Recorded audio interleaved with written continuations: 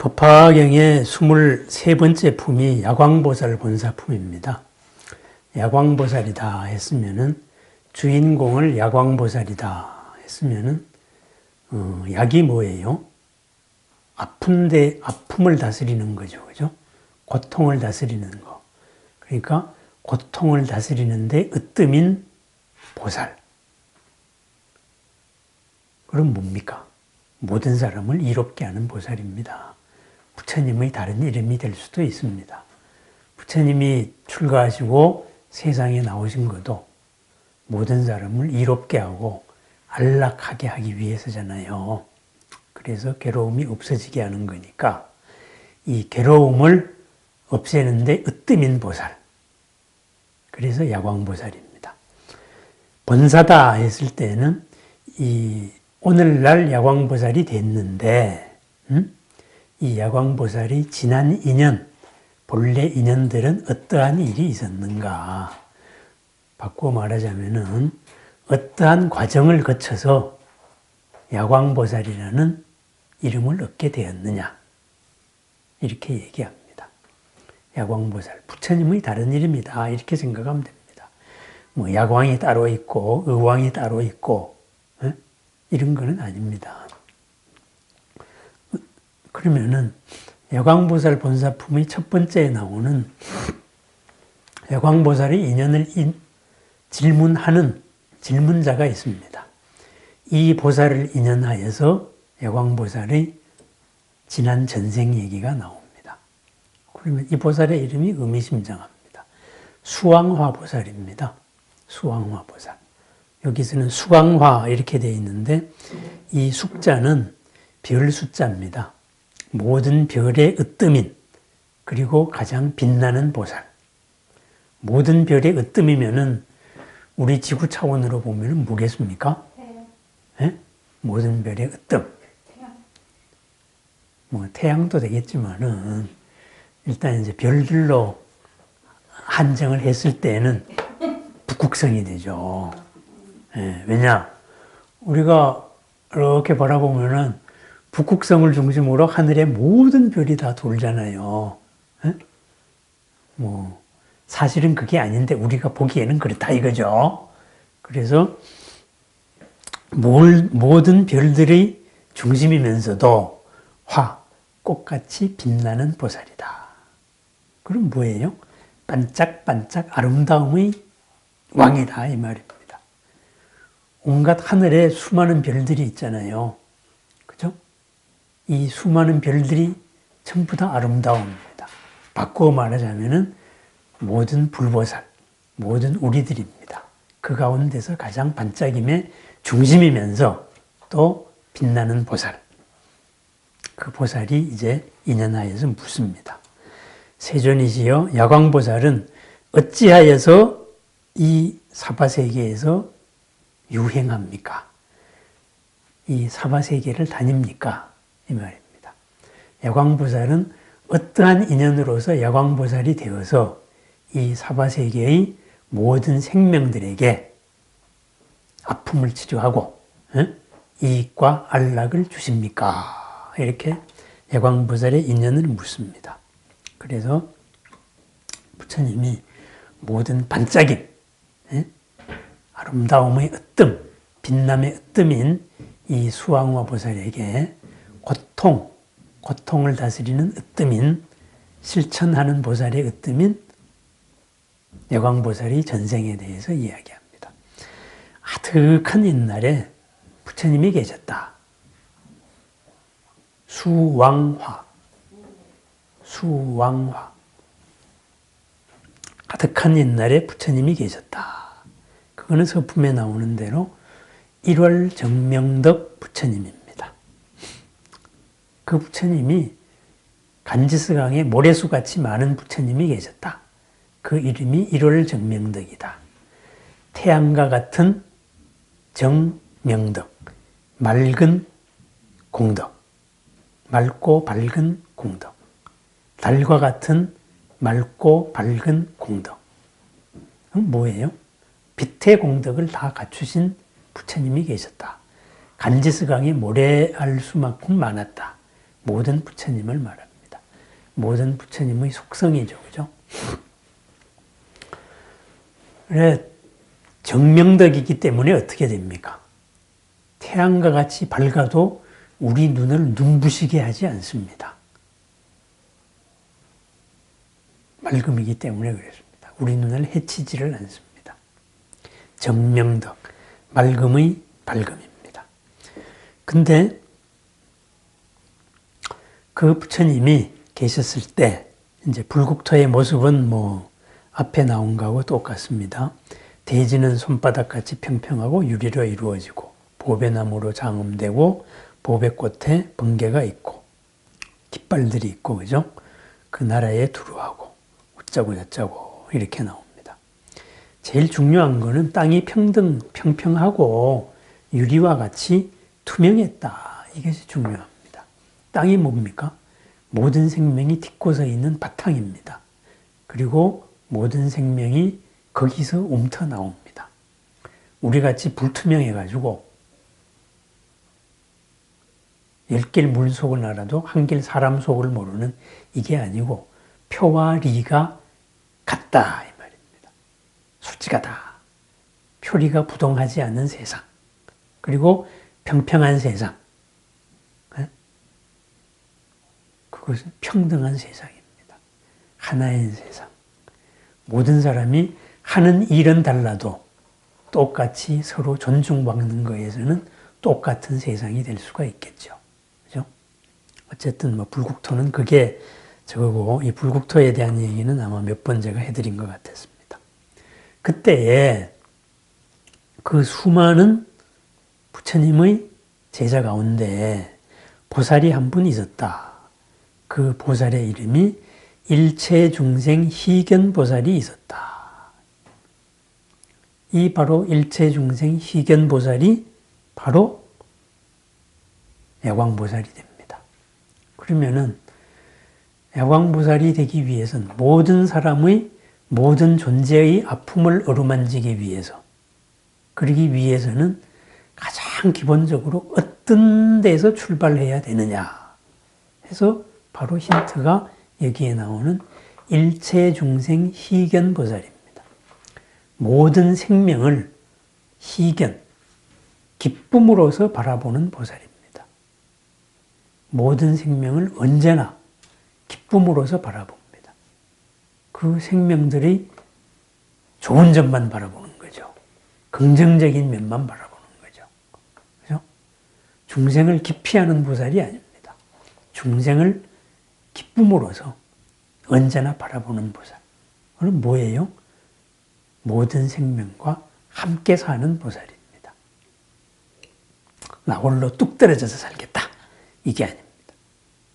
그래서 이 일체중생 희견보살이 부처님이 말씀하신 이 법화경을 듣고 그래서 고행도 익히고 정진하고 수행하여서 1만 2천 년 동안 일심으로 부처님의 도를 구했다 이거죠.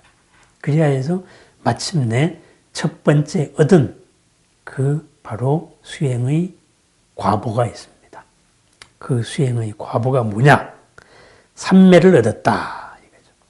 그 삼매의 이름이 의미심장합니다. 현일체 색신삼매입니다. 현일체 색신삼매. 일체의 색신을 낮출 수 있는 일체의 색신을 보일 수 있는, 볼 수 있는, 나타낼 수 있는, 그리고 나타날 수 있는 그러한 삼매를 얻었다 이 말입니다. 그럼 뭐예요? 중생 보기를 모든 중생을 기쁨으로서 바라보았다.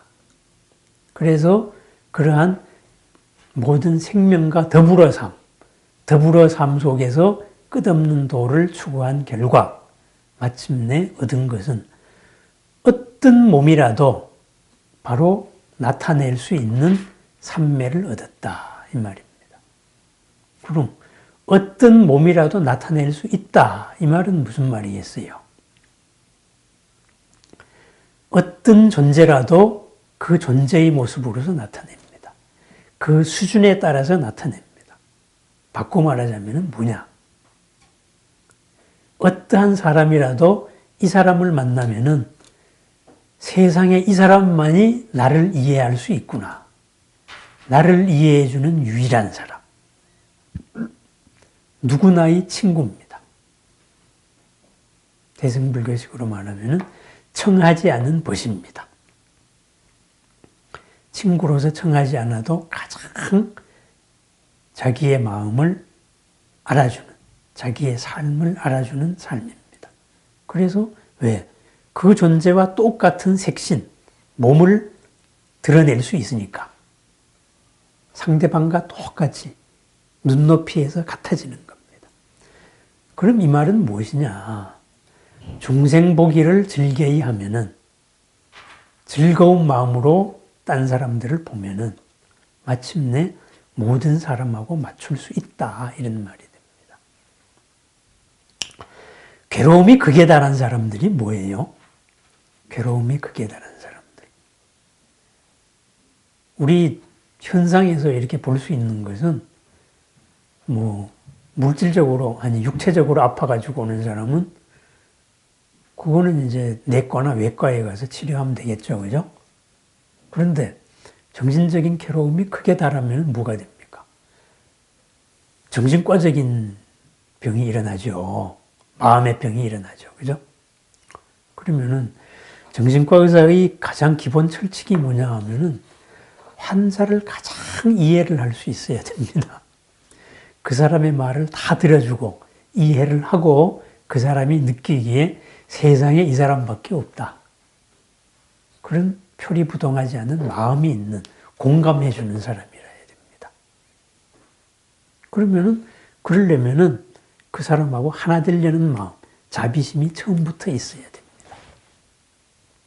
현재 우리 직업에서 보면은 현일체 색신삼매, 바로 정신과 의사같이, 훌륭한 정신과 의사같이 상대방을 정확하게 이해해주는 사람입니다. 그래야 해서 상대방이 스스로의 그 꼬인 마음의 갈등, 이것을 스스로 풀도록 계속 이렇게 도와주는 사람입니다. 끌고 가는 사람이 아니고, 끌고 가면은 맹신도가 되죠. 스스로 일어나야 되니까 그걸 유도해주는 사람. 이런 게 됩니다. 어쨌든, 중생보기를 즐겨야 하면은, 더불어 사는 것을 즐겨야 해서 올바른 수행을 하면은, 바로 누구의 몸이라도 다툴 수 있는 이런 삼매를 얻습니다. 삼매가 뭐예요? 쭉 마음 상태가 하나됨이잖아요. 그죠? 마음 상태가 심일경성. 하나의 마음으로 쫙 나가서 외경에 의해서 흔들리지 않는 마음이잖아요. 누가 자극을 하더라도, 어떠한 식으로 도발을 하더라도 그 올가미에 걸려들지 않고 자기 마음 하나로서 쭉 가는 겁니다. 그럼 이것을 수행으로 보면은 이게 무슨 수행이냐? 초기 불교의 수행으로 보면은 이것이 바로 자애관입니다. 자애관. 만나는 누구한테도, 자기한테도 남에게도 이 사람이 항상 행복하기를, 이 사람이 평안하기를, 몸으로 인한 고통이 없이 건강하기를, 마음으로 인한 괴로움이 없이 평안하기를, 그리고 하는 바가 모두 다 뜻과 같이 이루어지기를, 스스로를 해치지 않기를, 이런 식으로 끝없는 긍정의 축원을 해주는 이 바로 자애명상입니다. 그래서 자애명상은 마음을 여는 수행이라고 그랬잖아요. 딴 관법이 뭔가에 집중을 하는 거라면 자애명상은 쫙 이렇게 무한한 방향으로 끝까지 편만해지는 마음입니다. 끝없이 향하는 마음입니다. 바로 일체중생 희견입니다. 모든 생명을 함께 보고 그리야 해서 그 생명과 하나 될 수 있는, 누구하고나 하나 될 수 있는 마음 상태를 얻은 경지입니다. 그래서 드디어 이런 것을 얻고 나니까 얼마나 좋아요. 이렇게 돼서 일체중생 희견보살이 기뻐서 스스로 생각합니다. 내가 이 현일체 색진삼매를 얻은 것은 다 이 법화경을 들은 때문이다. 그래서 부처님과 이 경전에다 공양을 하리라 이렇게 생각합니다. 법화경을 들었다는 말은 무슨 말이에요? 법화경에서 무슨 법화경을 들었다 이 얘기를 해요. 모든 생명이 바로 흰 연꽃과 같이 진흙 속에 살아도 흰 연꽃과 같은 본래 부처님입니다. 무한 공덕을 갖춘 존재입니다. 이것을 얻었다 이거죠. 그러한 가르침을 내가 믿고 배워서 마침내 이런 것을 얻었다. 이렇게 해가지고 삼매 속에서 수많은 공양을 합니다. 허공에서 꽃비를 뿌리고 또 수많은 보배들로서 부처님을 공양을 합니다. 그런데 공양을 하고 나서 이런 생각을 합니다. 내가 신통력으로서 부처님을 공양하였지만은 이 몸으로서 공양하는 것만 못하리라 이런 생각을 합니다. 무슨 말이냐? 신통력으로 부처님을 공양하였다는 말은 무슨 말이겠습니까? 그야말로 글자 그대로 신통으로서 없는 데서 짠 하니 해서 이랬다. 뭐 이렇게 해석할 수도 있겠죠. 그런데 삼매를 얻으면은 삼매에 뒤따르게 따라오는 능력이 있습니다. 그죠? 그 삼매에 뒤따라오는 능력에 의해서 공양하는 일, 그것이 바로 신통으로서 공양을 얻는 겁니다. 그럼 뭐냐? 자기 자신의 능력으로 동원할 수 있는 모든 공양을 했다. 이런 말이에요. 돈을 잘 버는 사람은 돈 공양을 한 것이고, 꽃을 잘 하는 사람은 꽃 공양을 한 것이고, 각자의 능력으로서 남들이 못하는 것을 내가 할 수 있는 방식으로 공양을 했다 이거예요. 보시를 다 한 거예요. 할 수 있는 보시를. 근데 가장 우리가 아끼는 게 무엇입니까? 바로 내 목숨입니다. 내 몸입니다. 그래서 내가 능력으로서 부처님께 공양하였으나 진정한 이 몸으로서 공양하는 것만 하지 못하리라. 그럼 뭐예요? 내 몸으로서 공양한다는 것은 내 몸과 내 몸보다 더한 가치가 있다. 이 말입니다. 현일체 색신삼매를 얻게 된 것도 고마운 일이지만은 이거보다 더 큰 무엇이들이 있다. 아직까지 내가 부처님은 되지는 못했다.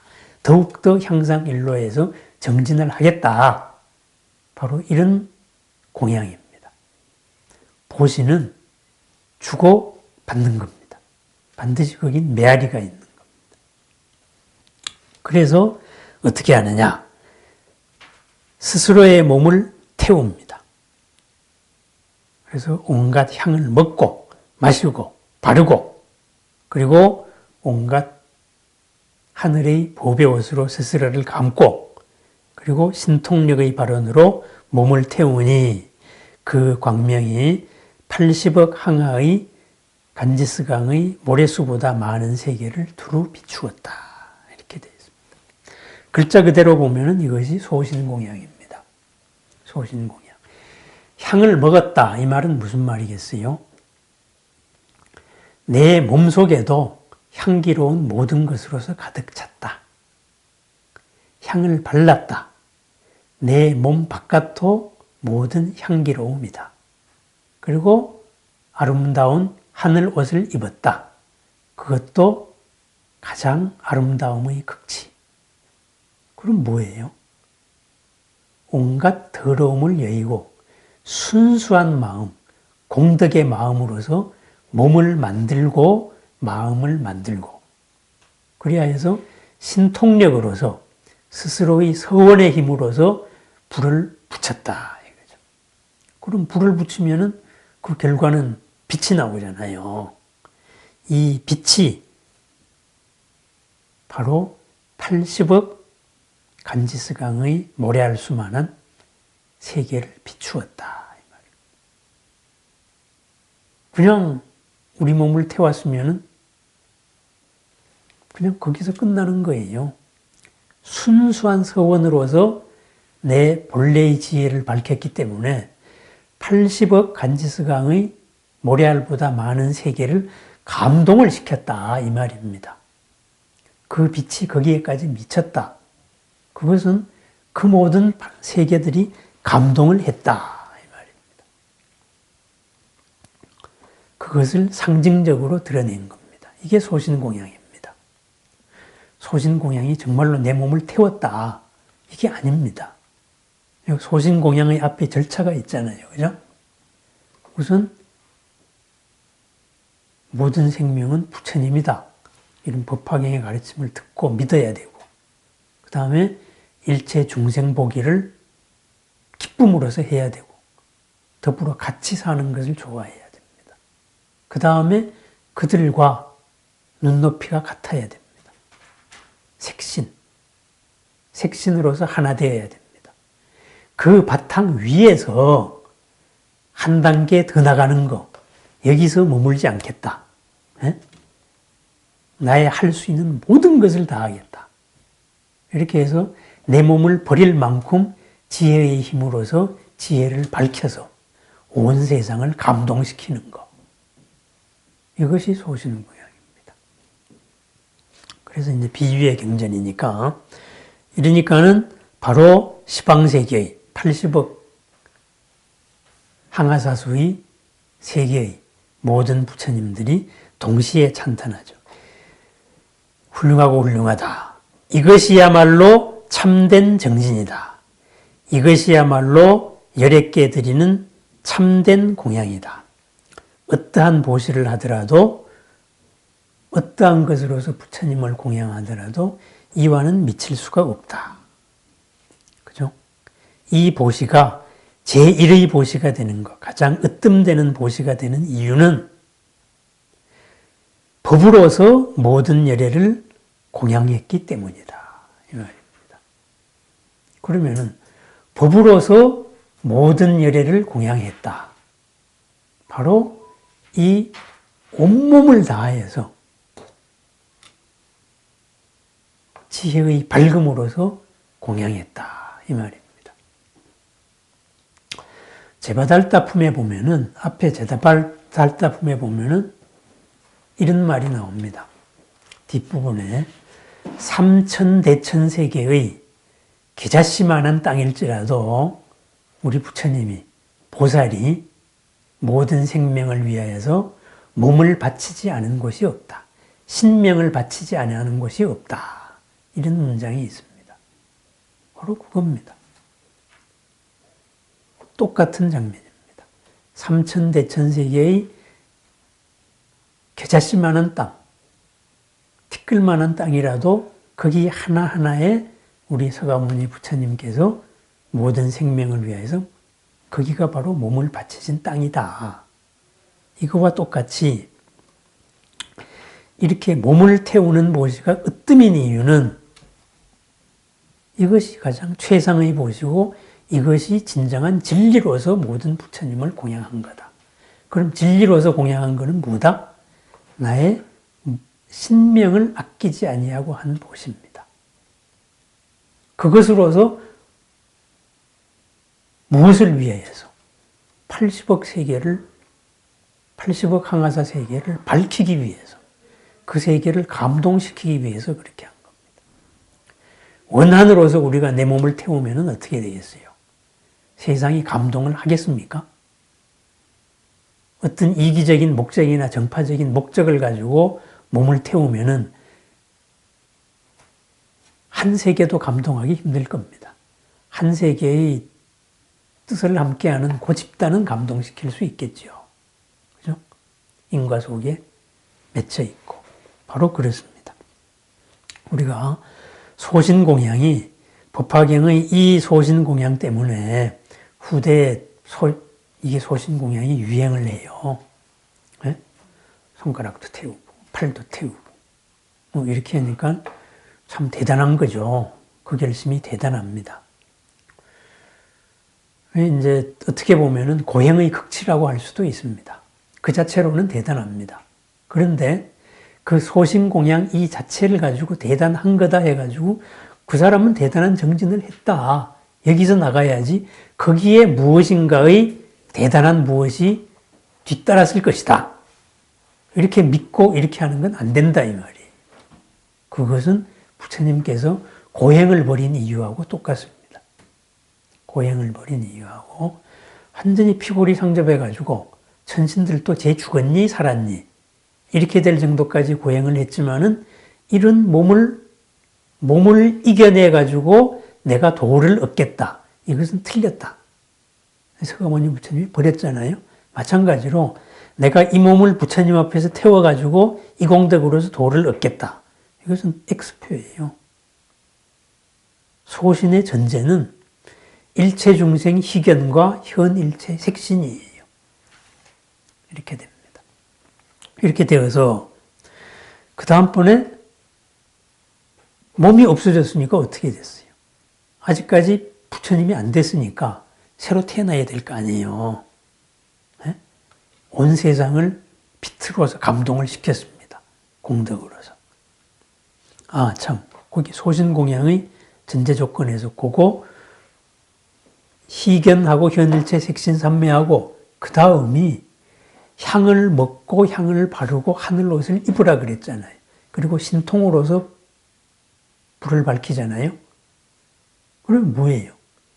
내 몸 속과 겉이 다 향기로워야 된다. 이 말입니다. 처음도 중간도 끝도 속도 중간도 겉도 향기로워야 된다. 이 말입니다. 이건 뭐예요? 모든 사람의 이익을 위해서는 할 수 있을지언정 어떤 특정한 목적, 모든 사람의 이익이 아닌 걸 위해서는 아니다 이 말입니다.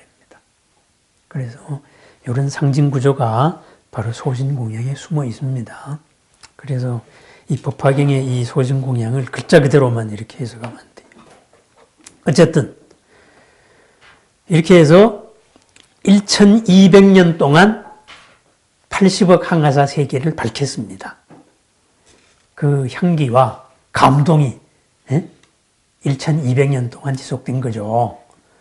우리 식으로 따지면은 뭐쯤 되겠습니까? 원효쯤 되겠습니다. 원효. 신라 때 원효가 밝힌 빛이 신라를 지나고 고려를 지나고 조선을 지나가지고 아직까지도 대단하잖아요. 이런 감동입니다. 그래서 화생을 했는데 어디에 화생했느냐라고 딱 보십시오. 정덕왕의 집에 태어났다. 왕한테 태어났는데 그 왕의 이름이 공덕의 으뜸이다 이거죠. 근데 그 공덕 중에도 어떤 공덕? 맑은 공덕, 청정한 공덕. 맑은 공덕이나 맑은 복덕은 뭐예요? 뒤끝이 없는 공덕입니다. 뒤에 공덕을 불러오르는 공덕, 공덕의 선순환을 하는 공덕이 맑은 공덕입니다. 정덕입니다. 또 복도 마찬가지죠. 맑은 복이다 했을 때는 이어서 복을 불러일으킵니다. 그러면은 막지 않은 공덕, 그것은 그때 좋았다가 다음에 뒤탈이 나는 공덕입니다. 로또 한번 붙어가지고 좋아했다가 온 가족이 서로 피투성이 같이 싸우게 되는 거. 바로 이런 게 막지 않은 공덕입니다. 어쨌든 정덕왕의 집에 태어나서 자기 전생에 대한 이 기억을 가지고 기억을 되찾아서 아버지한테 여쭙니다. 저는 현 일체 색신삼매를 얻었습니다. 그렇게 해서 내 몸을 버려서 거룩하신 세존께 공양을 했던 것은 위 없는 도, 무상의 도를 얻기 위해서입니다. 영원한 안락과 영원한 이익과 행복을 얻기 위해서였습니다. 이렇게 말하고 그 일을 정명덕 부처님께 제가 가겠습니다. 했는데 여기에서 중요한 말이 나옵니다. 1월 정명덕 부처님께서 아직도 계십니다. 제가 먼저 공양을 마치고 해 일체 중생 어언다란이를 얻고 그리고 이 법화경의 8천만억 개송을 얻겠습니다. 들으려고 합니다. 그리하여서 저는 부처님께 갑니다. 이렇게 하고 허공에 올라가서 신통력을 보입니다. 그래서 어쨌든 부처님한테 갑니다. 소신공양의 완성이 바로 이 장면입니다. 해 일체 중생 어언다라니. 일체 중생의 어언, 말을 다 알아들을 수 있다. 상대방과 하나 되어서 눈높이를 맞추고 상대방을 이해하는 것만 가지고 중생의 아픔이 없어지지는 않습니다. 그 아픔이 없어지는 데에 접근은 할 수가 있습니다. 그 아픔을 없어지려면은 해 일체 중생 그 말 속에 일거수일투족의 행동이나 그 하나하나의 말 속에 무엇이 담겨 있느냐 그것을 알아들어야 합니다. 알아야 합니다. 그것을 알고 다란히 말로 표현할 수 있어야 합니다. 그건 뭐예요? 바로 부처님입니다. 부처님이 5비구를 제도하셨을 때 그 다음에 그 동네에 가장 부잣집 야사라는 청년이 온갖 잔치를 했다가 아침에 깨어나서 흐드러진 잔치판을 보고 괴롭다 하고선 괴로워 죽겠다 하고 막 뛰어나왔어요. 그때 부처님이 너 일로 와봐 해가지고 너 뭐가 괴롭니? 이렇게 해서 단 몇 순간의 말씀에서 야사는 마음의 평안을 얻었습니다. 이렇게 해서 야사가 출가하고 야사의 친구 50명도 출가하고 뭐 이런 식의 사건이 생기는데 바로 그렇습니다. 눈높이를 맞추고 현일체 색신을 하고 그 다음에 해일체 중생언 저 말 속에 담긴 모든 의미를 알아서 다란히 총지 그 전체가 담긴 말로서 해주는 겁니다. 그래서 고통이 없어져 버렸습니다. 뭐예요? 야광이 된 거예요. 네? 아픔이 치료됐으니까 괴로움이 치료됐으니까 그래서 해일체 중생 어언다라니가 바로 이 소신공양의 완성입니다. 그래서 일단 이러한 말을 마치고 부처님께 가서 1월 정명덕 부처님한테 가서 이렇게 말씀을 이룹니다. 그죠? 조난이 모습이 아름답군 세종께서 두루시방에 광명을 놓으셨습니다. 오랜 옛날 일찍이 공양을 하였지만은 지금 다시 와서 가까이 모시고 공양을 올립니다. 이렇게 말합니다. 이렇게 하니까는 1월 정명덕 부처님께서 희견보살이 완성이 됐잖아요. 이제 애광보살이 됐잖아요. 실질적으로. 이렇게 되니까는 부촉을 하는 거죠. 내가 열반할 때가 이르렀다. 나는 오늘 밤에 열반해 든다. 그건 뭐예요? 이 모든 진리를 그대에게 맡기겠다. 부처님은 이제 법신으로 돌아가는 거고, 이 세상에서의 부처님의 가르침은 그대가 유포하라 이 말입니다. 그래서 일체 중생 희견보살은 부처님 멸도하심을 보고 부처님을 모시고 바로 다비를 하죠. 그렇게 해서 84,000의 탑을 일으키고 그리고 보배방울을 달고 아직까지도 내가 해일체 중생 어언다라니까지 얻었지만은 바로 뭔가 내 마음에 미흡한 구석이 있다. 이렇게 해서 진짜 소신공양을 완성을 합니다. 아직 마음에 흡족하지 않은 것이 있다. 그래서 다시 사리를 공양하겠다. 이렇게 해서 대중한테 말하기를 그대들은 일심으로 생각하여라. 나는 달 1월 정명덕, 해와 같고 달과 같은 맑은 빛의 공덕의 부처님의 살이 그 부처님을 다시 공양하리라. 이렇게 말하고 팔을 태웁니다. 이제는 거의 부처님이 다 됐잖아요. 그래서 맑은 이 마음으로서 팔을 태워서 빛을 밝힙니다. 백복으로 장엄한 팔을 84첩의 탑 앞에서 부처님 1월 정명덕 탑이죠. 그 앞에서 72,000년 동안 공양하고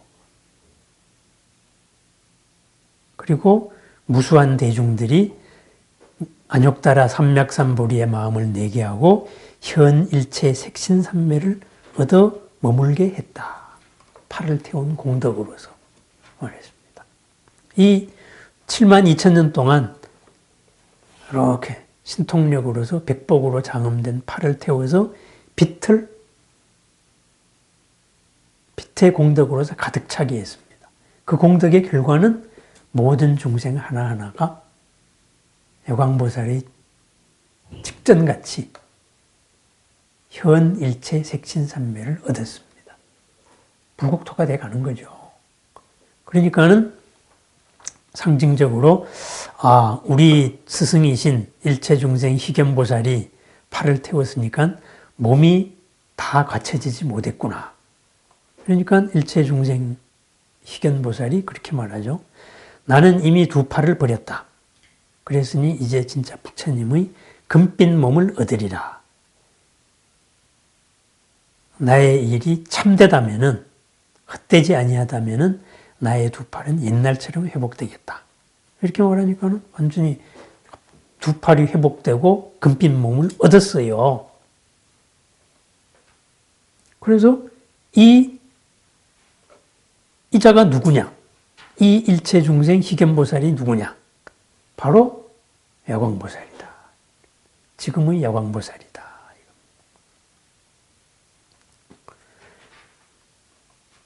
그러면은 우리가 소신공양, 바로 이 소신공양이라는 이 법화경에 나오는 소신공양의 상징 목적이 그겁니다.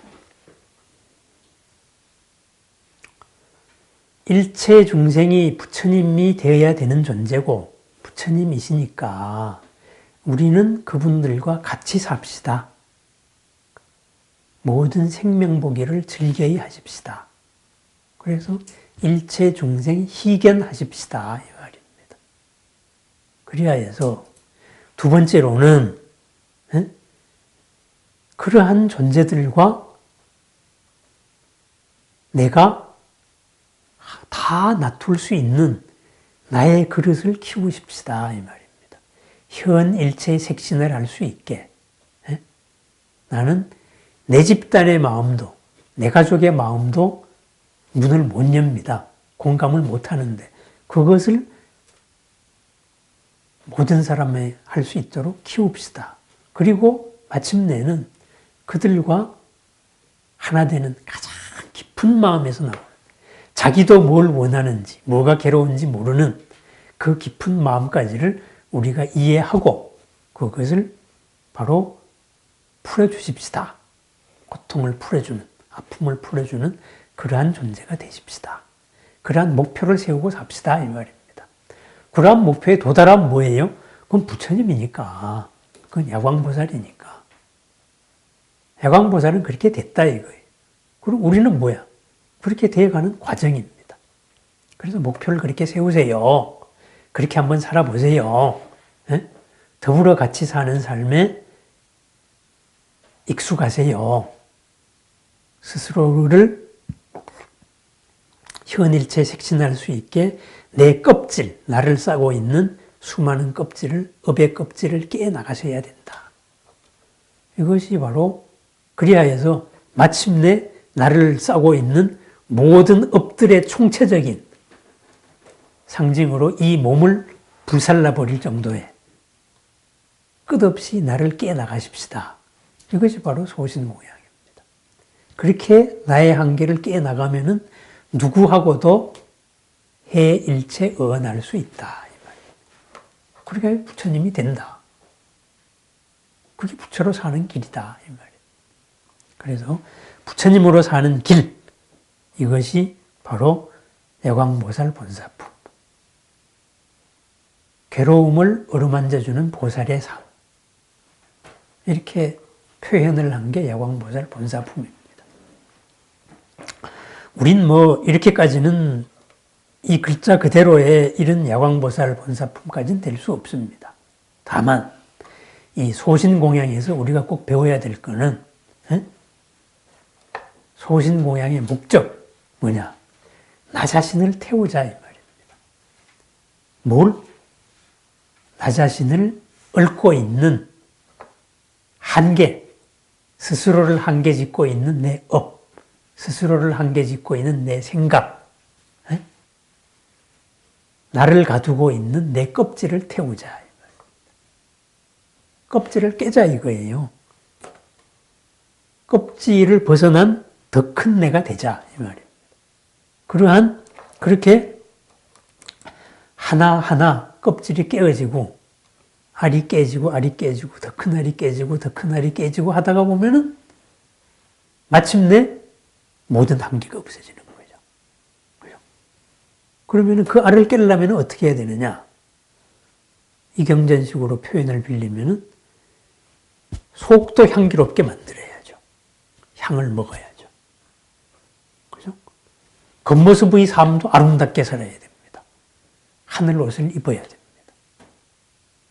그러면서 계속 스스로를 깨나가자. 참 말은 쉽죠, 그죠? 그런데 이게 참 어렵습니다. 저도 말만 이렇게 잘 합니다. 한계에 부닥치면은 아이고 이게 또 쏘갔네 이렇게 생각을 합니다. 다만 우리는 내가 내 감정에 쏘갔다. 내 한계에 내 업에 이끌려 나가섰네. 이것을 알아차리면 됩니다. 보통 사람들은 알아차리지도 못하고 막 휩쓸려 나가니까. 알아차리면은 요만큼 껍질에 깨지는 못해도 균열은 간 겁니다. 다음에 반복할 때는 조금 힘들어지니까. 그럼 우리는 점차 야광보살이 되어 가는 겁니다. 그래서 요 야광보살의 순서를 딱 기억을 하세요. 법화경. 모든 생명은 부처님입니다. 나도 부처님입니다. 그 다음 일체 중생 희견. 기쁜 마음으로 더불어 같이 삽니다. 현일체 색신. 내가 점점 더 모든 존재들과 맞출 수 있습니다.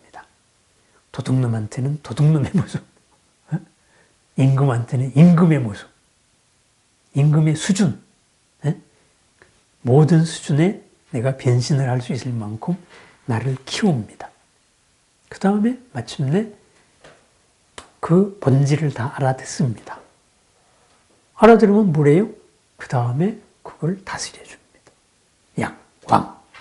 그렇게 해서 야광은 완성되고, 이러한 야광의 완성, 일체의 고통과 일체의 질병을 여의는 과정은 바로 우리 몸을 태우는 것과 같이 나의 끝없는 껍질을 깨나가는 것이다. 이 말입니다. 고행을 하라는 의미가 아닙니다. 예. 새해도 한번 나를 둘러싸고 있는 껍질들 하나하나 더 한번 깨나가 보십시다. 깨지는 못해도 금은 가게 만들어야죠. 예, 감사합니다.